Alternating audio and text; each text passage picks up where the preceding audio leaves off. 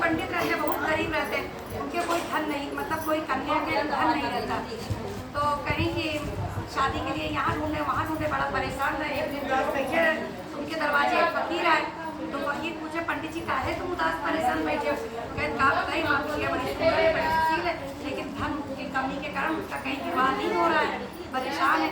तो कहें चलो पंडित जी परेशान ना, हम भी भिक्षा मांगने जाएंगे, तो हम भी आपकी कन्या के लिए वर ढूंढेंगे। तो कहें ठीक वो वर ढूंढने निकलते हैं, 4 दिन बाद फिर लौटते हैं, तो वो कहा पंडित जी हम वर तो वो ढूंढा, लेकिन आपकी कन्या के लिए कहीं वरे नहीं मिला। ऐसा करो परेशान ना हुआ, अगर तुम्हें लड़की के लिए कहीं वर नहीं मिल रहा तो हमारे लड़का के साथ विवाह कर दियो। तो ये पंडित जी बड़े क्रोधित हो जाते, कहें एक तो पंडित वो हिंदू और पंडित उच्च कुल के, और तुम मुसलमान और वो सबसे नीचे फकीर, कैसे हुई शादी? तो कहें जो हमें मनवा राम कह दिया भाई, वो मुँह के दिमाग में चले लगा कि लड़की के घर में बैठाने से तो अच्छा कहीं कर ही गई कि अपनी पत्नी का पंडिताइन का सारी बात बताई। कहीं जब हम रोज कन्या के लिए वर ढूंढे जाए तो कहूँ मिलत नहीं ना, और कहो जो ना पहिया फकीर आवत है उनके लड़का के साथ कर दे। फिर तुम कैसी बात करो? तो हम लोग पंडित हो कुछ कुल हिंदू के और भी सबसे नीचे मुसलमान फकीर। तो कहें भाई कोनो बात, फिर 10-15 दिन बीत जाते, फिर कहीं कुछ सन्नाटा एकदम।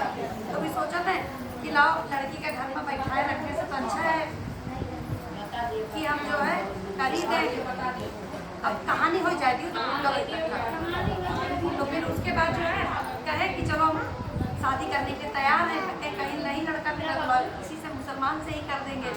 तैयार हो जाते, शादी की तैयारी होती है। अब भाई वो मुसलमान तो हरे रंग का लहंगा, हरी चूड़ी, सारा मतलब मुसलमानी रीत से सब चीज़ होती है।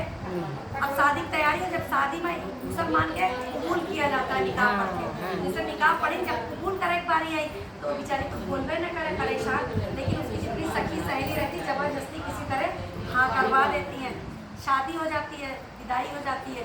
जब दुल्हन अपने घर जाती है तो जब उसको पानी पीने के लिए आता है, जब पानी पीती है तो उसको उबकाई आती है। वो यही सोचती कि हम तो हिंदू के घर के, और यहाँ सब जब खाना खाए तो उबकाई आए, पानी पिए तो उबकाई आए। तो 4 दिन 5 दिन बीता, भाई उनके पति आए, पूछी कहीं भाई ऐसे तुम कब तक जिंदा रही हो बिना खाए पिए?